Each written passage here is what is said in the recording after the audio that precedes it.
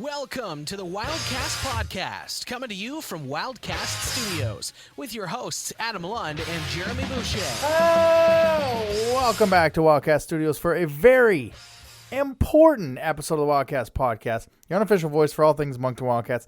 As always, finishers, I'm your host, Adam, and I'm still alive from climbing on the roof. And as always, I'm joined by your favorite co-hoster, who's still here after the Wildcats didn't get shut out at the Teddy Bear Toss, Mr. Jeremy Boucher. How are you?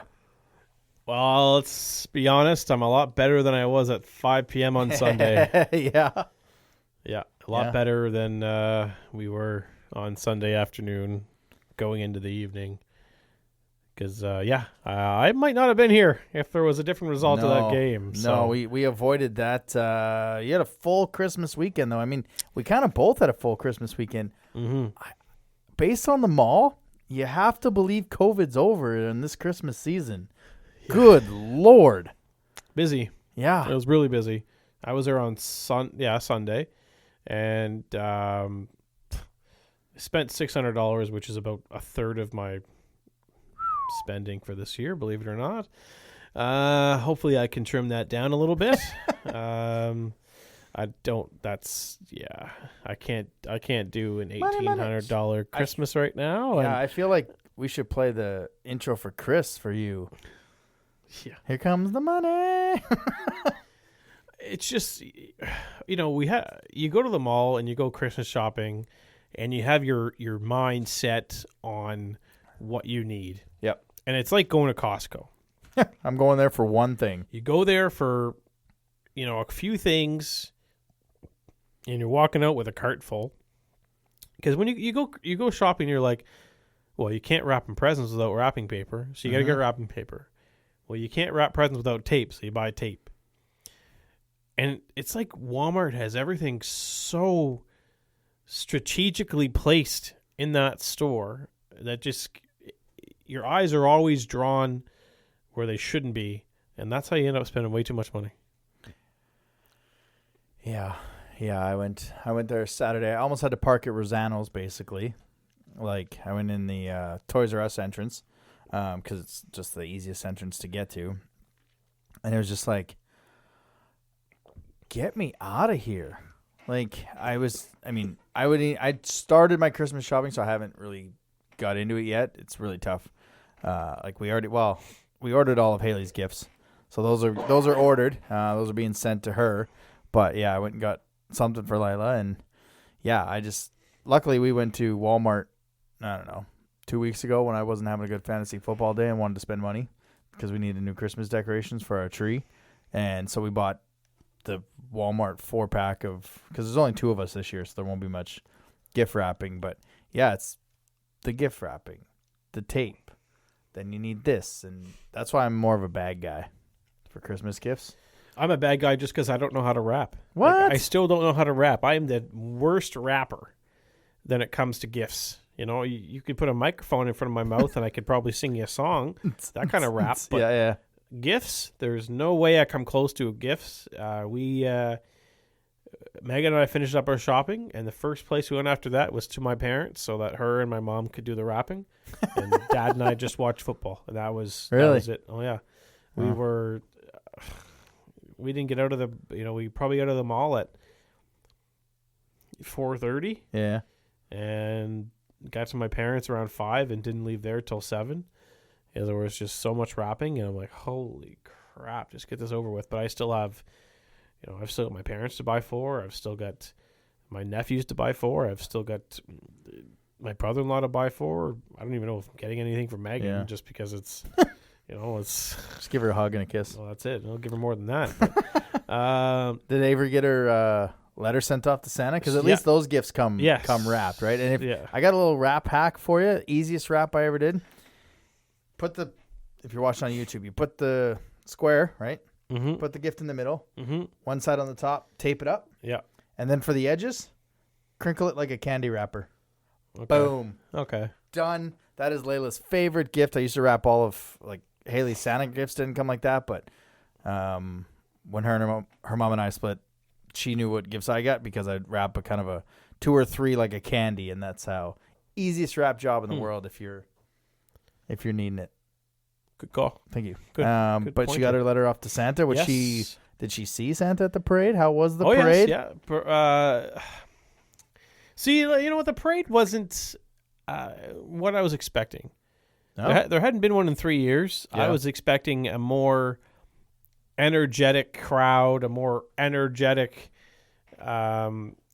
display of Christmas spirit on some of these floats, and Right. it was a huge miss in my opinion. The high schools, I think, did the best job because they had their trucks and they're honking their horns all the Yeah. way going down Main Street, and it made you think you're at that damn Freedom Convoy in Ottawa. Goes honk honk honk honk honk honk. Yeah. It just didn't have the vibe of a Santa Claus parade that I was used to when I was a kid. Did the weather play a factor? It was was nice. fine. It was Because I know earlier in the morning it was like that drizzly crap rain, right? It didn't rain. It wasn't raining. It wasn't snowing. It was a little windy, but other than Yeah. that, I mean, it's nothing you can't handle. It was just a very low energy. You saw the Wildcats float. They're like one of the first ones in the parade, and The bus looked pretty cool.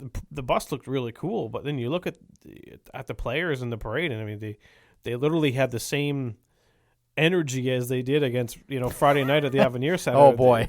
They just nobody looked into it. Yeah. They didn't look like they were into it. It was honestly, for me, the parade was really disappointing. Yeah. But what about Avery? Did she enjoy it? So yeah, she loved it. Santa was there. Did you talk to him about being on the show? Or was he busy? He was busy. He drove right by, going 15 miles an hour. Yeah, I get it. I tried on Sunday when he was at the Avenir, but kids were taking pictures, and I'm like, you know what? Busy man. Usually you just hit him up his DM. So yeah, it's tough to get him. Yeah. To get him at this time of the year. But I was really, really disappointed in the parade. Well, this guy speaks. You got to listen. So maybe next year. That's right. Maybe next year. All right, let's get to some news and notes from around the cube. News and notes from around the queue. Well, past couple weeks it seemed like it was an Eagles show, and this week it might seem like a Moosehead show. Jordan Dumais, averaging 2 points a game at 55 in 28 games, something like that. Finally signs his ELC with the Columbus Blue Jackets, which I can't remember who retweeted it. Said he looked thrilled, which it wasn't one of the better pictures when kids sign their ELC. But obviously, I mean, there's no reason that guy shouldn't have signed it. He's on the tear right now. Again, I don't doubt he'll be at the Hockey Canada camp, and like I said on the post game show, I won't be surprised if he should be on the team, even if it's at the 13th forward. You can't deny the role that he is on right now. The Mooseheads acquired a big piece ahead of the deadline, getting 20-year-old Eagles legend Josh Lawrence. So this is now his third Maritime team, so halfway through the division. From Blainville for a 2023 second and a 2024 first. I guess just first, your thoughts on the deal? When I saw he was a healthy scratch on Sunday, Yep. I had a feeling something was going down. And then we saw James Swan was a healthy scratch for Halifax on Sunday. So I had a feeling something was going on. Yeah. It was a pretty good indicator. You knew Halifax had an open spot. Yeah. You knew they were going to make a deal. Now the other player that was a sooner. healthy scratch was Colombe.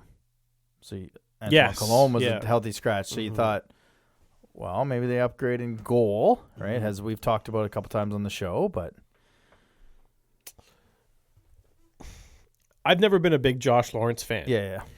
To me, he's a one-dimensional player, which is a power play player. He doesn't show any enthusiasm to play on the defensive side of the game. Mhm. He's got all the talent in the world. He's got all the skill in the world, but doesn't play. He doesn't play the two-way game. No. He's strictly an offensive player. He scores goals. That's great. He's probably going to help their power play. He will help their power play, not probably. Because they need it. Yeah. Now, the thing that made me laugh the most was on the press release when Cam Russell says he brings valuable experience. I'd like to know what valuable experience that is. are you talking?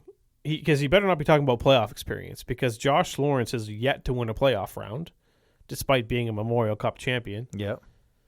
Those 5 wins that somehow gets you a Memorial Cup. Mm-hmm. He's never won a playoff round. So I'm assuming valuable experience is 5 years of Q hockey. Q hockey. Sure, that's valuable. But I don't know.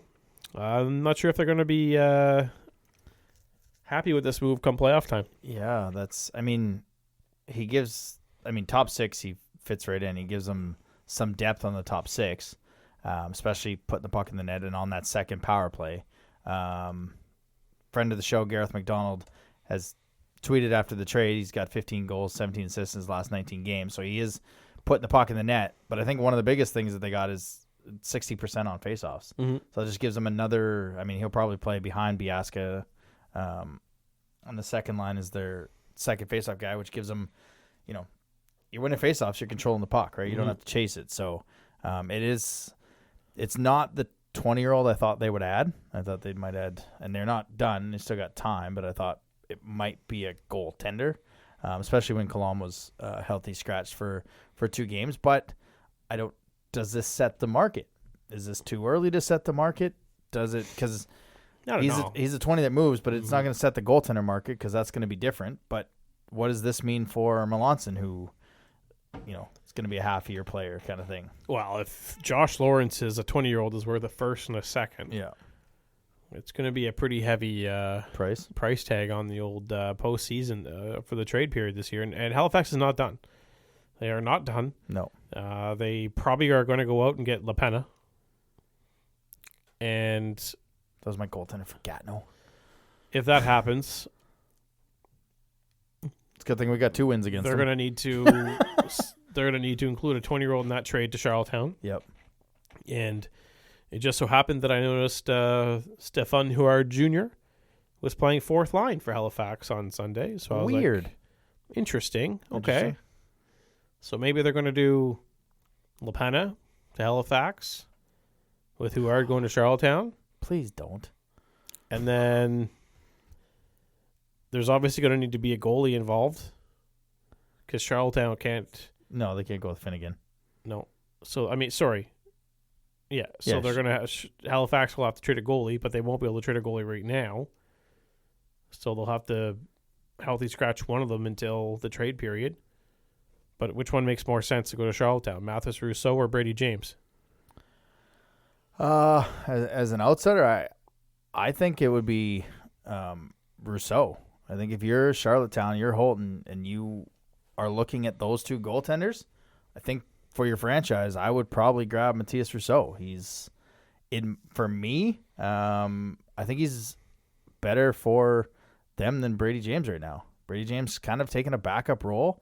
So if you're giving up Frankie the franchise, you're expecting a number 1 goalie to come back, and that for me is Rousseau. Maybe Brady James needs a change of scenery, but for me, I would probably take Rousseau if I'm Jim Holton.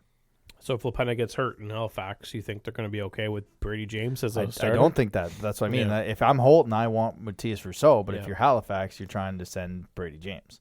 If you include Rousseau, I think Rousseau's value is a lot higher than James right now. So if Halifax wants to, I guess,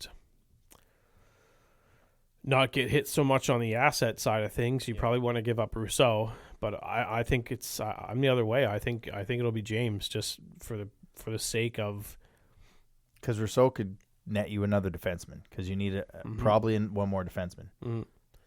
You need. I think Halifax will add another defenseman. I think they'll add another, and I think they're going to add a goalie. Yeah.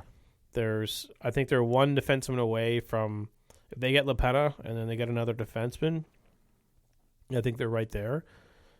But at the same time, I think the fact that they're doing these trades this year is stupid because they're also, they look good next year. Yeah. So they're going to need assets next year to. But I think they're trying the same thing. They're trying to maximize the value of LaRue, right? Because he probably won't be back next year. So. Well, no, he won't be. But at the same time, like they're yes, they need to do they want to get LaRue to the next level and to more playoff experience, but if they're going all in, I think it's the wrong. You go get Josh Lawrence for a first and a second. You're going all in. Going all in. And I think it's foolish because I think it's the wrong move for Halifax, but I'm not complaining because if they go and sell off players next year, they're going to get a crap load back. And be right back in it in 4 or 5 years. But I just the mindset to go for it this year, all in. I don't get it. No, because I mean, it's not like you're just going all in to face Quebec, because you don't know who you're going to face on the other end, whether it's Sherbrooke, Gatineau. I mean, I don't think they're going to beat Quebec, especially if Quebec adds Robidahl like gets rumored to. Mm-hmm. I don't see, unless they add Frankie LaPena. It's either LaPena or Biaka Patuka, who are both 20s. Mm-hmm. If they go get Biaka Patuka, they're gonna stay with Matthias Rousseau and just not go in on a goalie, which may be a mistake. But I mean, Biaka Patuka would be a good addition on that, and then maybe you add another forward like Melanson or something like that. Basically, just turn yourself into the Halifax Maritime Heads. Grab teams, players from all over there, but. Can they beat Quebec in a 7? Sherbrooke, Gatineau's going to need a goaltender. Well, they will probably add a goaltender. So, I mean, there's 4 or 5 teams that are kind of poised, and Halifax appears to be one of them. So, and Halifax is going to finish 3rd overall, or second in the division, second in the conference, second in the conference. Yeah, because unless they go on a massive streak here, or a heater, as Jack Hughes of the New York Devils calls it. Yeah, a heater. I mean, they're already 12 points behind Quebec right now. Yeah, and they're not going to catch. I don't think. So they're going to finish second in the conference and pretty much get home ice until possibly they face Halifax or Sherbrooke. Because I would think they would redo that for like the top 4 seeds when it gets to the conference final, which. Never been a fan of. Just have conference finals, so you have East versus West. I get it for travel wise, but yeah, I don't think this really resets the market. I don't think it's the first big. It's a domino, but I don't think it's the first domino to fall in terms of the rest of the teams and what they're doing. I think Halifax has another deal to announce by the end of the week. Okay. Yeah, that's just my feeling right now. Nice. QMJHL Team of the Week. Alexandre Doucette of the Val d'Or, 3 games, 5 goals, 3 assists. Maxime Pellerin of the Tigre, 3 games, 3 goals, 4 assists. William Veillette of Shawinigan, 3 games, 3 goals, 3 assists. Pierre-Olivier Waugh of Victoriaville, 3 games, 7 assists. Nate Tivey of St. John, 3 goals, 5 assists. And Remy Delafontaine of Shawinigan, 2-0, 961, 1 goal against and a shutout. And your player of the week is Pierre-Olivier Waugh. 7 assists in those 3 games. So, I mean, that team on its own, we're going to see them on Saturday. And by the time they get here, they could be on a 6 and they could have won 6 in a row. Heater. Right? Yeah, a heater. A 6-game heater.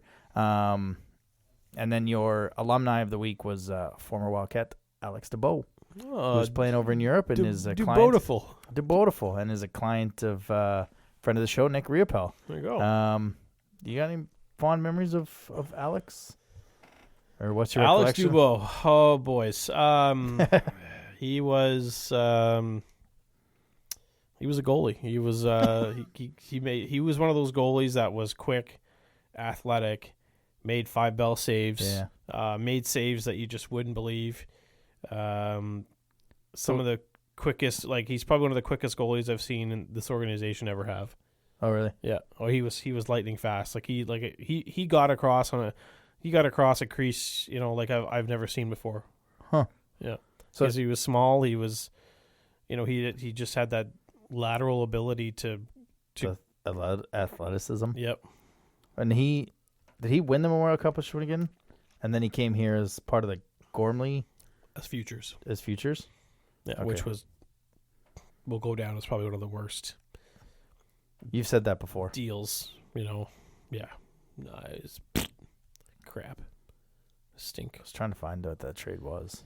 It was basically Gormley for a bunch of draft picks and the draft picks went back for 3 players. So instead of getting the assets and using them to draft players and develop players, Right.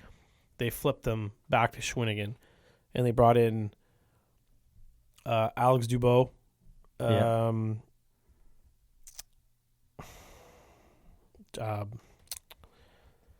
oh my goodness, Racine, Yeah, there it is. Jonathan Racine. Racine. Yeah, well done. and Xavier Veilleux. Yeah, Yannick Veilleux.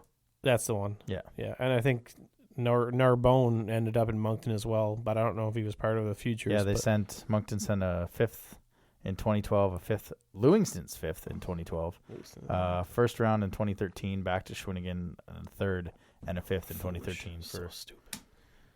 Oh my god.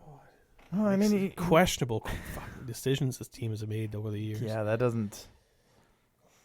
You could have held on to all those picks and made yourself a team.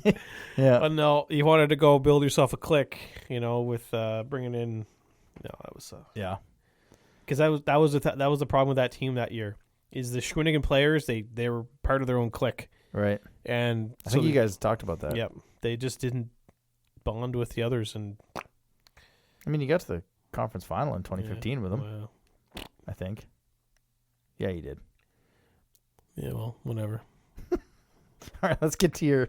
I like how we go to do different segments. And we just kind of end on the negative, and it's like, let's go to your team of the week. Yeah, yeah. So my team of the week, starting off, goalie Nathan Darvaux from Victoriaville, quietly having an incredible season so far.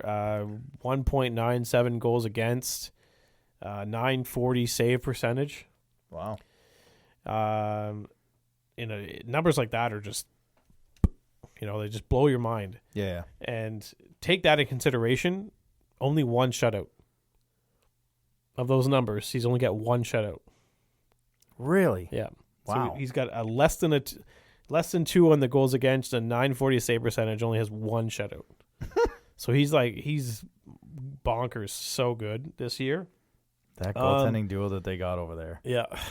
On D, Thomas Lavoie, first overall pick, finally got his first goal.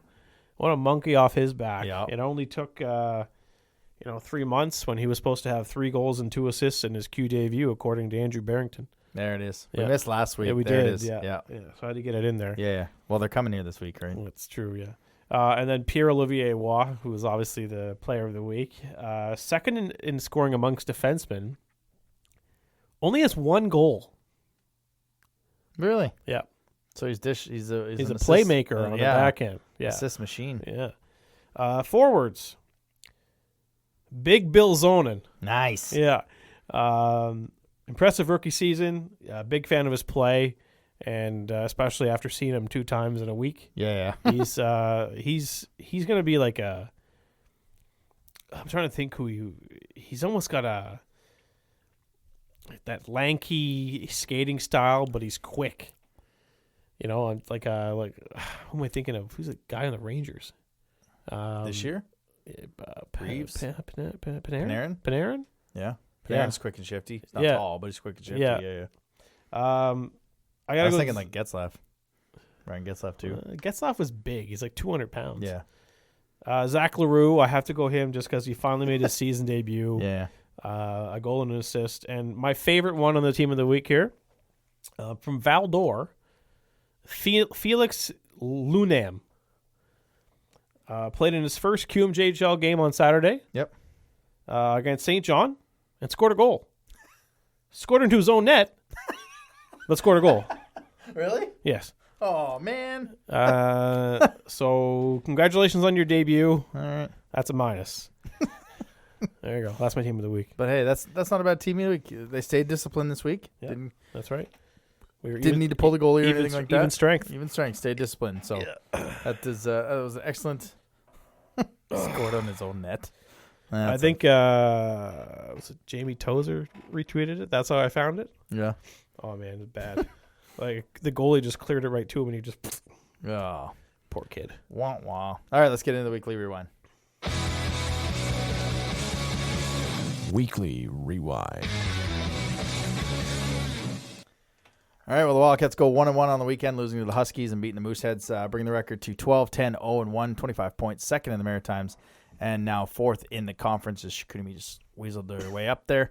Friday, a 4-2 loss to the Huskies as friend of the show and guest Thomas Couture would not give us a point, gave us a gift on the second goal by Tybell, but just didn't give us that extra point.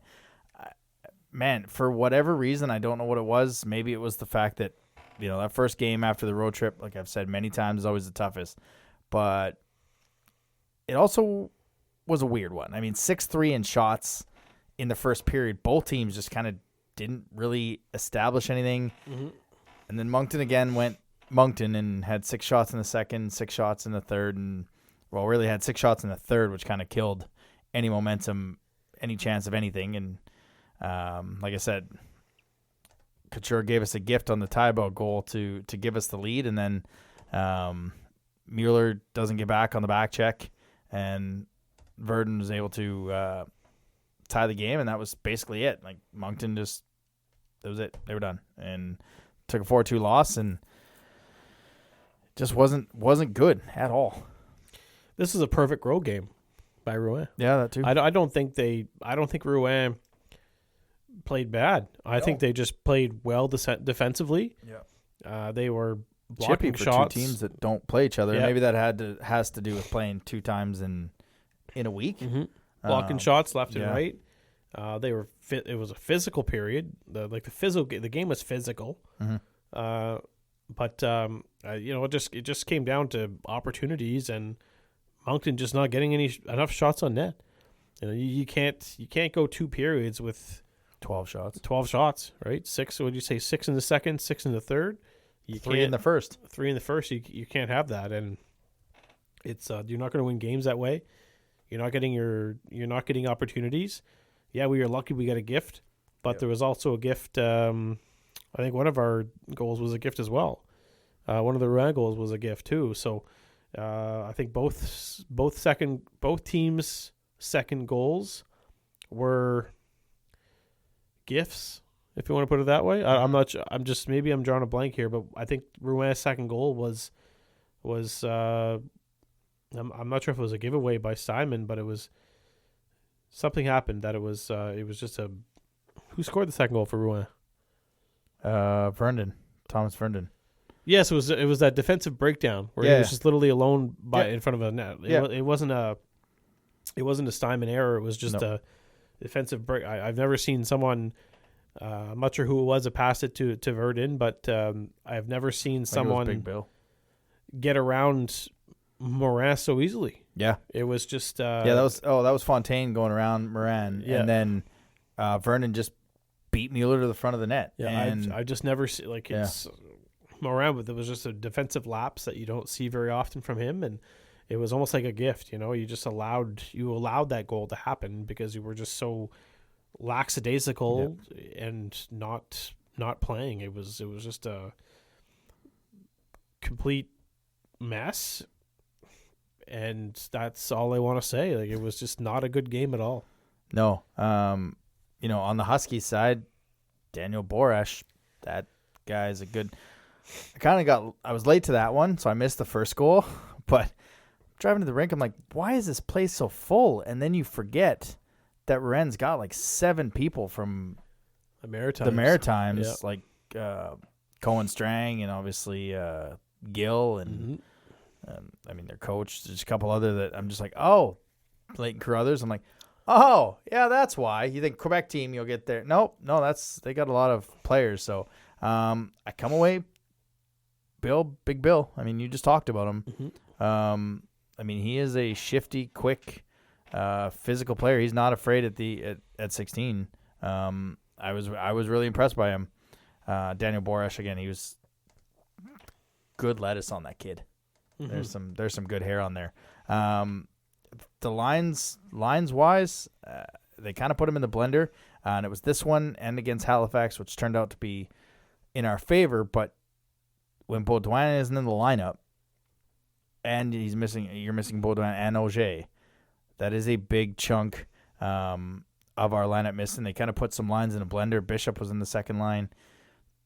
not sure he's there yet. But it just kind of seemed like they were just trying to find something that worked and worked for 2 periods score-wise, but not shot-wise. Baudouin's without Baudouin, you're missing a big piece of like a big leadership piece, and Auger's a big character piece. Yeah. And like those two guys, like it's, they're tough to replace, and you can almost see that they're missing them. But like you can also tell if this team doesn't get any offense from LaBelle or Loshing, it's not going to have a good result. Nope. And this is a prime example. Like there was nothing from those two against Rouen, and it was a loss. Like we need contributions from those two, and if there is, we've got a good chance to win the game. Yep. And that just didn't happen Friday night. No, and I came on the post game after and I said, congratulations.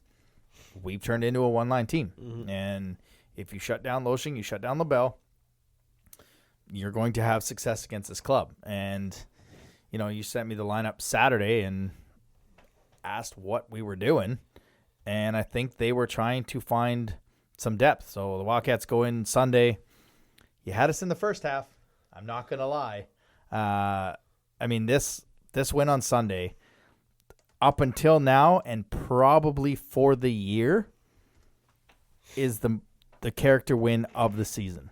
Down 4 with 13 minutes into the second period, down basically 37 minutes. They score 5 unanswered. They beat the Mooseheads 5-4 in the Teddy Bear Toss game. When you look at the lineup getting into that one, they literally tried to put some depth through the lineup by by splitting LaBelle and Loshing and putting them on different lines, and it kind of seemed to work. Question for you. Sure. Turning point in the season? Oh, I don't see how it wouldn't be. Now, if they come out flat against Cape Breton, then obviously not. But I think if you look at that game and they're down 4-0, it's very easy for them going into the second period. And that was the worst part is you look at the first. I said they play like that against Halifax, they are going to get run. They were not going to be in the game. It's going to be embarrassing for Teddy Bear Toss. This show might end because you weren't coming back because you were going to leave if they got shut out by Halifax again. 12-6. It was 8-2 in shots at some point. Boucher had scored. Your cousin, you tell him to stop scoring against us. Zach LaRue gave us the ear. He got a goal, which, talk about a player that has 19-year-old season against a 16-year-old, just blew by Fortier Jontron. Nothing was going right, and you're going, well, we're getting outshot 12-6. It's 2-0, and we get to go into the second period. I don't understand how this is not a turning point in the season, and I think this needs to be on the wall, video all the time. Like this is your turning point. Yeah, I think so. That's I got to go to that save on the 2-1-1 with maybe 5 minutes left in the second period, and it was just like Simon goes crease to crease and gets the leg out, and you're down 4-1. And before the end of the second period, you managed to make it 4-3, including that goal with 12 seconds left or something like that. That's a different result if that goes in. It's oh yeah, that probably ends his night, to be honest. Yeah. Which at that point, I looked at Layla and I said that I looked at the scoreboard and I was like 4 goals on 15 shots. That'll be his night. And here's the 2-on-1. Yeah, on 88, who's that? It's Stephen Heward Jr. Yeah, maybe playing not. fourth line. Oh, well, see you. I looked at Layla and I was like, 4 goals, 15 shots, because he'd given up. Well, once I looked at it again, 5 goals on 14 shots in that 8-3 loss. I was like, that's kind of it. There's no juice on the team. Switch the goalies and see what happens. He makes that save, and Mercier gets the tip on a Hamel shot. LaBelle gets the tip on a Hamel shot. And I worried that it was like, okay, they're coming back. They got this thing tied. And how many times have we seen not only us come back, but teams against us come back, get the tie, and can't finish because you get so much energy to getting all the way back to tie that you just kind of run out. And it was partly the save, partly the hardest worker of the game, Hugo Marcil's hit on Jordan Dumais. Mm-hmm. Clean hit, and I get it. Halifax has to defend it. The guy is their star, and they took the extra penalty there. We didn't score, but Mercier scores shortly after that. Mm-hmm. Pouchet gets, I think, 10-minute misconduct or gets an extra 2. He gets sent off. They just kind of seemed to unravel, and momentum for us was on our side for the rest of the period. For a team that seemed to unravel, it's not going to get any better bringing in Josh Lawrence. No. Like a prima donna, like that's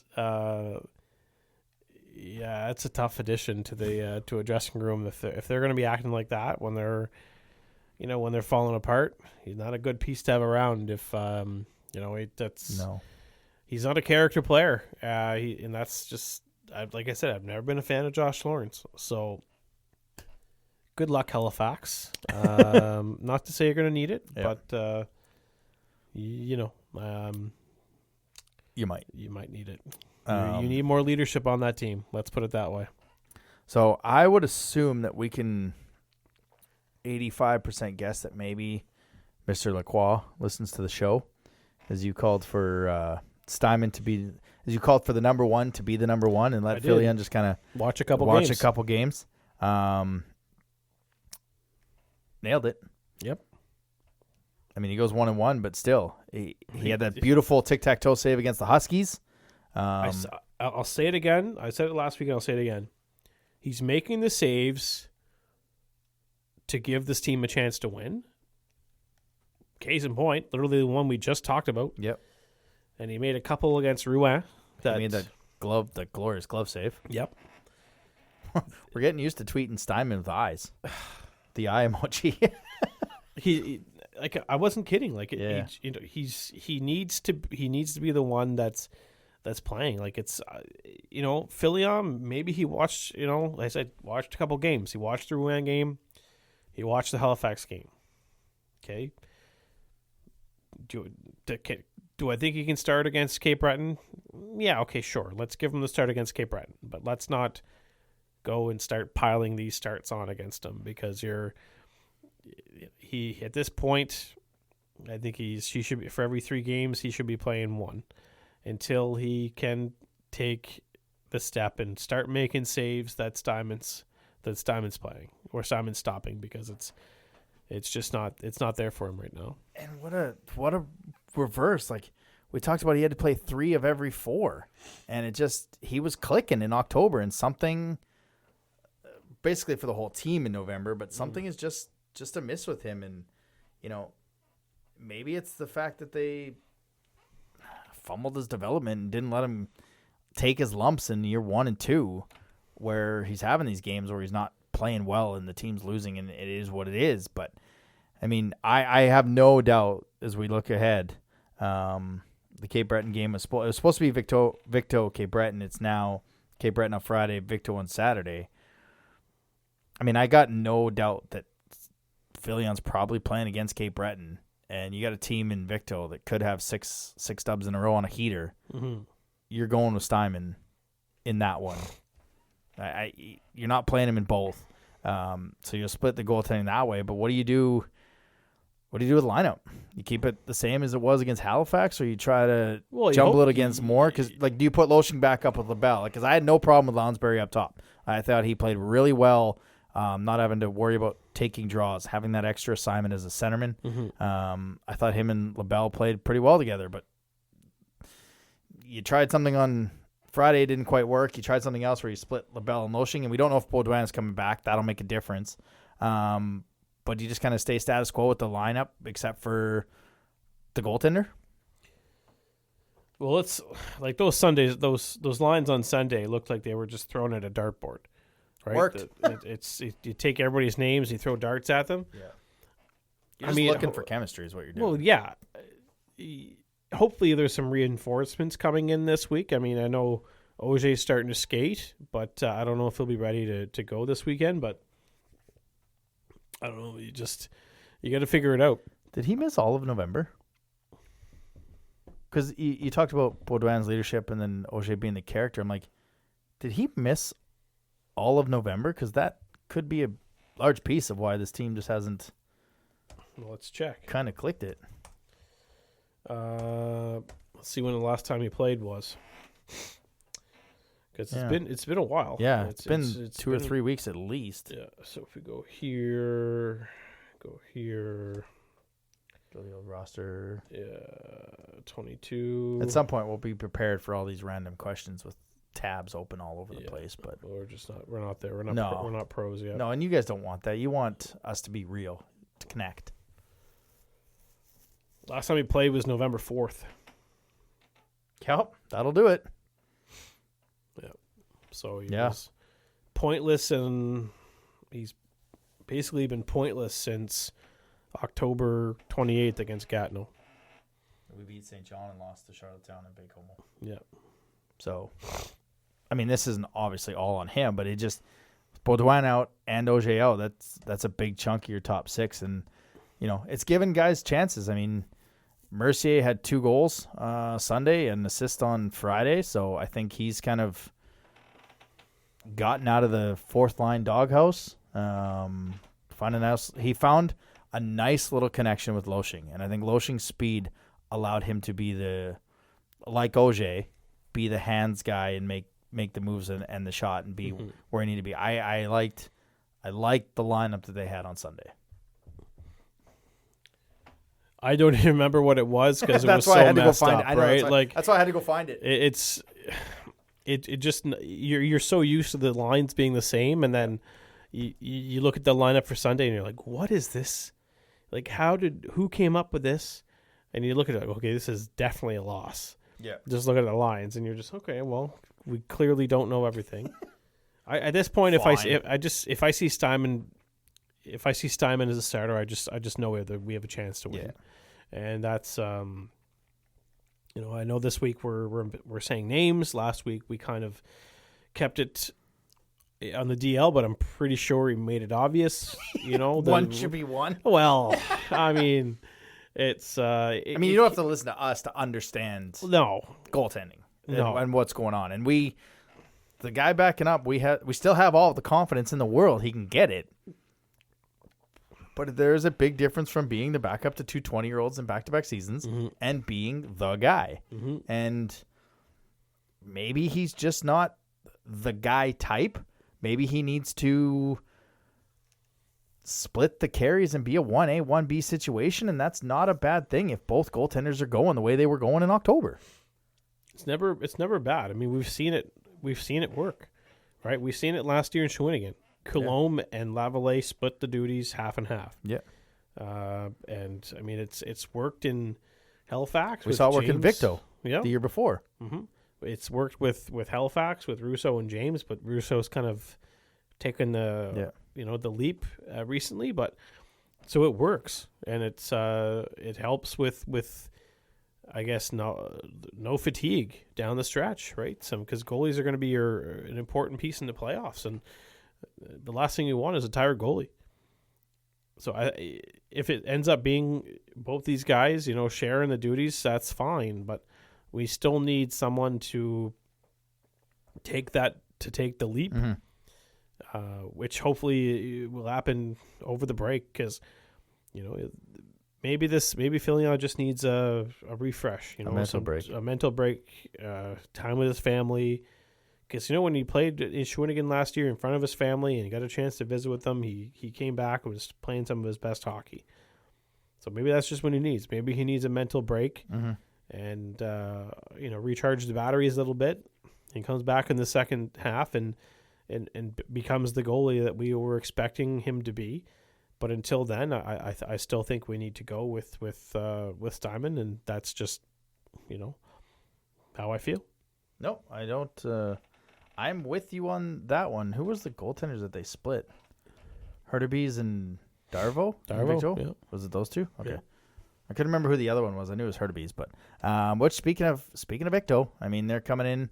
I truly hope we get to see Gabriel Dagg. I believe the schedule, like I said on the post game show, I believe the schedule sets up that we get to see Dagg because about 95% sure he's playing in Cape Breton on the 30th. Like, there's no doubt he's playing that one. Then they go to Charlottetown. Then they come to Moncton. Mm-hmm. So,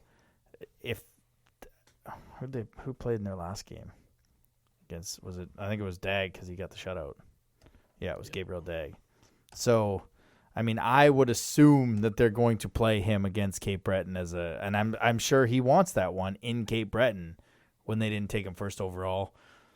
I mean, they could be on a 6-game heater by the time they get here, but I mean, this isn't going to be when you looked at the schedule and it's set up, you're like, okay, Victo, Cape Breton, Bathurst, St. John. I mean, that seems like a good, simple December stretch. We can get ready for a playoff run or trade deadline and kind of modify a little bit. And right now, Cape Breton's playing pretty good. Victo is playing really well. I mean, what are your thoughts on the weekend? Going to be a lot of black and yellow. Yes, there is. Black and yellow, black and yellow. That's my what I'm looking forward to the most this weekend. A lot of black and yellow coming to town, and Pat McNeil's going to be in town. Ah, yes. And isn't it? I think it's. Correct me wrong. I think the food drive is Friday, and the toy drive is. Yeah, be a fan, bring a can on Friday, and then the toy drive on Saturday. So. Oh, is it Saturday for Victo? Yeah, Saturday. Oh my god. The old ice bar going to be packed up for that one. Oh, absolutely. I mean, this is a team that I don't think anyone saw this coming from Victo. Victo? God, no. Yeah. No. Like, they've kind of almost flipped from selling off to maybe we just kind of Halifax style hold our assets for another year. And, I mean, how do they do? I mean, if they Darvo is what, 20? Or is he 19? I think he's 20. I think he's been around for a while. 2003, so he's 19. 19. Yeah. Wow. Like they could go and the numbers that he's got right now. Yeah. They could get quite a load for. Well, for and him. they already have, according to the bank, the Choices Bank. Yeah, the Choice Bank. They got a first this year. Sherbrooke's first, Quebec's second, Quebec's third. And then 2024, they got first, second, third, fourth. So they don't have to. They're in a very good position to just sit where they are and use their 2 firsts next year to add to a team that's already pretty good. Man, like they could, they could do some damage if they decided to trade Darvo to a team that needs a goaltender that's not a 20-year-old goaltender. Oh, I don't know if you want to do that. I don't know if you want to do that and leave it all on Dag. I mean, he's playing well, but why though? Why not? Because he's playing well, but he's playing well in sheltered minutes, right? Like, I mean, I guess depends on the return. Maybe if you get a goaltender that helps, like a 17, 18-year-old that can split carries. But I mean, as well as Dag's playing, I don't know if you put the whole kid on him in the second half. I would. Because I think if you're shipping Darvo, you're sending a message that we're moving other players at the deadline. Let's see what they've got in their. You keep talking here. All right, because like I said, I mean, I've always been a proponent. You allow goaltenders to play and develop, and the best way they're going to play and develop is get W's. But the way they're going right now, they can afford to kind of hang on to their group, I think, and. I mean, they could add a small piece for. I mean, they have 4 thirds: Quebec, Moncton, Rennes, and Charlottetown's. So they could use 2 of those to add a piece to buy around and see what happens, right? And we've said many times on this show we don't want Moncton just to add to buy around, but we're also not in a Quebec market where we're 2 years removed from a championship, right? Like. Victo's is kind of one of the smaller market teams, so I mean, I just don't know if I'd. The price is right. Though. The price is right. That's true. You know, it's because there's if you want to upgrade on a goalie, and you don't want a 20-year-old goalie, he's probably the first one you're calling. Because I think the issue that I would have allowing Gabriel Dag to go, and I don't know Victor's schedule. But he's played Baie-Comeau, St. John twice, Cape Breton, Chicoutimi, and Sherbrooke once. And Sherbrooke once was his worst effort, 4 goals on 14 shots. So, I mean, you're going to have a few more Sherbrooke games, I'm guessing. Quebec, they haven't played. So, I mean, if the price is right, you do it and you hope you get an 18-year-old goaltender back that has a little bit of experience. But I just don't know if you go with Brady James. Yeah. No, that would be that I'm okay with. But if you're trading Darvo for something and you're bringing in and it's Dag's net and they're bringing another 16-year-old, a tandem, kind of like Cape Breton did with Delafontaine and Ruccia, I don't quite know if he's there yet. But if that's a yeah. No, you know what? Like I surprised you with Melanson a couple weeks ago. That's a decent little landing spot for them. He's back as a 20 next season. Yep. And then Russo is, I mean, maybe at that point Russo is like, I want this to be my net. Okay, well, sorry, it's not your net anymore. They trade him. They trade him and maximize his value. Yep. Okay. Well, we're getting really good at surprising each other with Halifax trade options. But yeah, no, if that's the case and you get Brady James plus, then I got no problem making that deal if you're Victo. All right, that's how we preview games coming up. We just, especially when you get into trade times. Oh yeah, that's the best. It's the best month coming up, and we're gonna get into some of our annual Maritime Division trade talk here. We're gonna have some media voices from around the league, from around the division, and it should be a fun month ahead. So let's get into the everyone's favorite part of the show. Eric Murray, Realtor, buy our house from him. Stick Tap of the Week. Before we give a stick tap, I do want to give a special shout out to Adam. I know I had this. I suggested this to you, but you didn't want to do it. No, because you're not a big spicy fan. No, at all. So I went to Christmas at the Coliseum and got myself the holiday gift pack from Belly's Hot Sauce. I used to work with him. Is that right? Nice. Located here in Moncton, locally made. Belly's Hot Sauce. There was like sweet Thai chili, which is the bomb. Like that's the best one. Mustard pickle. You don't like mustard pickle? Oh man, no. Love mustard pickle. It's like a cranberry hot sauce for like your turkey. So for me, it's like, it's you eat your mother's turkey so much you get sick of it. So you just go load up on the load it up with cranberry hot sauce. Yeah. There's Blazing Red, which is like the hottest one. And I think I'm missing one. There's 5 of them. There was mango habanero. Mango habanero. That's the one. That's like a sweetie. Like a sweet heat, really good. But yeah, those guys are great. Phil, and that's his name. Phil Bellin. Yeah, he used to work at Moncton Honda with me. There you go. So yeah, let's go with the stick tap of the week. So earlier I guess last week was it? Ability New Brunswick announced their Ambassador of the Year award winner, and someone that we know. And everybody else knows Brent DeBourne. It's he's clearly someone that's everybody knows around the rink. He's got his woo. He's the woo guy, and not just around the rink. No, everywhere. So yeah, he's the Ability New Brunswick Ambassador of the Year. What can you say about Brent? The team love him. Man. When the opposition comes around, they all know Brent too. I don't think we've given it to Brent before, have we? Nope. No. So first time stick tap of the award winner to Brent DeBourne on pretty, again, 2 weeks in a row with recognition for some recognizable faces. So 3 weeks in a row, because I think you had Brent obviously, and then Scotty and Tony, and then Jonathan Henry. That's right. Oh, yeah. Shoot. Yes, that's holy mac. We're on a roll here. So this is what the stick tap of the week is all about. Anytime we do it for food, food's good. Yeah. But we'll get into Christmas food. Yeah, Christmas food's going to be good. But this is what it's all about. It's about recognizing, the ones out there that are doing the good things and fighting the good fight and making us all smile whenever we hear or see them. So, congratulations, Brent. This one's for you, my buddy.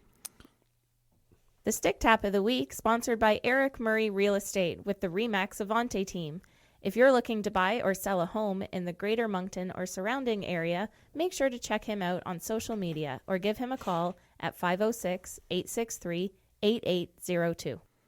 The best part about that Stick Tap is as we sit here, we look across from us, and there's a stand-up for Brent Polster. That's right. Which, all of you helped with the Chuck a Puck from the hockey game, and then the actual stand-up to Brent event, which, Pat McNeil was gracious with his donations to make you sing Shania, who is adding the second show. But that brings us to the Wildcat of the Week, presented by Rosemary Lynn Massage and Spa. It's that time of year again, kids. You're thinking of gifts, as we talked about on the start of the show. Well, she's got you covered with some Christmas ideas. A manicure, $30, save $16 on it. Gel or acrylic nails, $55, save $10, $20. And then the pedicure is only $40, save $15. So if you want to get any of those, give her a call at 506-830-1224 or visit them at 1224 Mountain Road. The Wildcat of the Week is a player we talked about earlier, and last week too, giving the team a chance to win. He had a massive glove save and ran around on the tic-tac-toe. Then again on the 2-on-1, down 4-1, a massive save, allowing this team to come back. He went 1-on-1 on the weekend, but that save Sunday was just enough to edge out Alex Mercier for the Wildcat of the Week. Is number 1, Jacob Steinman. You got any election results there, bro? Well, no, the polls close just about in 2 minutes. So okay. We'll have to wait to see. Of course, our buddy Eric Murray is and sponsor is in the running for. He's basically got a 66% chance of getting elected because there's 3 of them running for councillor at large. You want to call it? Can you call it? I can't call it right now. Can you be that? No. Can you be that? There's no votes. By the time they hear this, though, you can call it. I can call it, yeah. But no, there's 2 councillors at large, and there's only 3 running, so he's got a pretty good chance. Nice. I've gotten everybody that I know out in that area to vote for Eric, so hopefully my recruitment is better than we've seen from the Wildcats with some of their selections. Yeah. So. Speaking of selections, Gavin Cornforth finally scored his first USHL goal. Maybe if he was here, he'd probably have 12 goals. But he'd have a hashtag and everything. Yeah, let's not keep it there. But we're just waiting for some first results to pop in here and see what happens. Well, we might have to change the intro to counselor. Councillor at large, that's right. Yeah. The Stick Tap of the Week brought to you by Councillor at Large for Maple Hills, New Brunswick. I almost said senator, but that's a different country. That'll do it for this week. Again, don't forget, back-to-back home games this weekend as the Eagles are in town this Friday. It's the annual Be a Fan, Bring a Can game to the food bank, and then Gabriel Dag and the Red Hot Victoriaville Tigre are in town Saturday night. It is the toy drive game. So just like we did with the Teddy Bears, bring all the toys you can if you're able. That's it for us. You guys have a great week. See you next week. Thanks for listening to another episode of the Wildcast Podcast. Follow us on social media at Moncton Wildcast.